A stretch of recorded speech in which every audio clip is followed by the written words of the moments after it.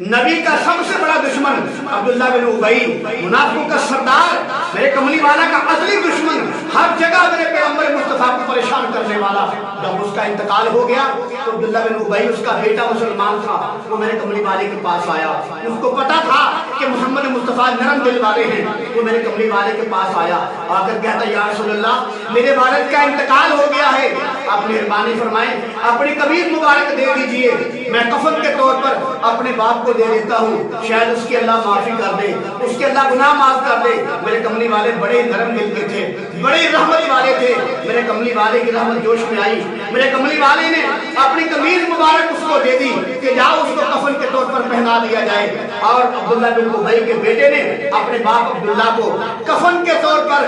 میرے کملی والے کی قمیض پہنائی۔ اور پھر عبداللہ بن ابی کا بیٹا آیا کہ یا رسول اللہ آپ میرے باپ کا جنازہ پڑھا دیجیے۔ اللہ کے نبی نے فرمایا ٹھیک ہے میں جنازہ پڑھا دیتا ہوں۔ جب اللہ کے نبی جنازہ پڑھانے کے تشریف لا رہے تھے تو عمر بن خطاب رضی اللہ عنہ سامنے آگے کہا یا رسول اللہ اس منافق کا جنازہ نہ پڑھائیں، اس نے آپ کو بڑے دکھ دیے ہیں، اس نے اہل بیت کو ستایا ہے، اس نے نبی کے خاندان کو تکلیفیں دی ہیں، اس نے آپ کو زمین کے چپے چپے پہ پریشان کرنے کی کوشش کی ہے، یہ اہل بیت کا دشمن ہے، یا رسول اللہ آپ اس کا جنازہ نہ پڑھائیں۔ تو اللہ کے نبی نے فرمایا اے عمر اب تک مجھے اللہ نے کوئی حکم نہیں دیا کہ اس کا جنازہ نہ پڑھاؤ، جب تک اللہ کا حکم نہیں آئے گا میں جنازہ پڑھا کے رہوں گا۔ تو بہرحال اللہ کے نبی صلی اللہ علیہ وسلم نے جنازہ پڑھا دیا۔ اس واقعہ میں عمر بن خطاب کی شان دیکھو کیسے اللہ عمر کی مشورے کے مطابق، عمر کی رائے کے مطابق اللہ کیسے قرآن نازل کرتا ہے، کیسے اللہ عمر کی زبان پہ بولتا ہے۔ میرے کملی والے نے فرمایا، میرے محمد مصطفیٰ نے فرمایا صلی اللہ علیہ وسلم، فرمایا اللہ نے عمر کے دل اور زبان پر حق جاری کر دیا ہے۔ جب اللہ کے نبی صلی اللہ علیہ وسلم اس کا جنازہ پڑھانے کے بعد دعا مانگنے لگے، عمر بن خطاب پھر سامنے آ جاتے ہیں، کہتے ہیں یا رسول اللہ اس کے لیے دعائیں مغفرت نہ کریں، اس نے آپ کو ہر جگہ پہ پریشان کیا ہے، احد کے میدان میں اس نے غداری کی ہے، بدر کے میدان میں اس نے دھوکہ کیا ہے، اس نے اہل بیت پر بہتان لگائے ہیں، یہ بہت بڑا منافق ہے، اس کے لیے دعا نہ کریں۔ ایک روایت کے اندر آتا ہے دعا کر دی، ایک روایت کے اندر آتا ہے ابھی دعا کرنے لگے تھے تو اللہ نے عمر بن خطاب کی بات کو پسند کیا، اللہ نے عمر بن خطاب کے مشورے کے مطابق قرآن نازل کر دیا۔ اللہ نے فرمایا وَلَا تُصَلِّ عَلَىٰ أَحَدٍ مِّنْهُمْ مَاتَ أَبَدًا وَلَا تَقُمْ عَلَىٰ قَبْرِهِ۔ اللہ نے قرآن نازل کر دیا، فرمایا میرے محبوب عمر جیسے کہہ رہا ہے بالکل ٹھیک کہہ رہا ہے، آج تم نے جنازہ تو پڑھا دیا ہے لیکن آج کے بعد کسی منافق کا جنازہ نہیں پڑھانا،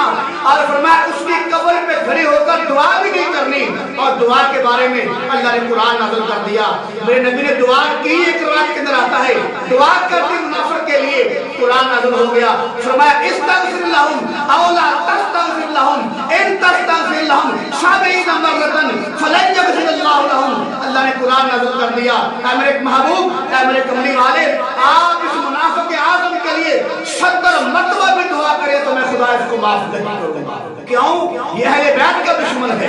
یہ نبی کے گھرانے کا دشمن ہے، جو میرے کملی والے کے گھرانے کا دشمن ہو، نبی کے اہل بیت کا دشمن ہو، اس کو تو خدا بھی معاف نہیں کرتا۔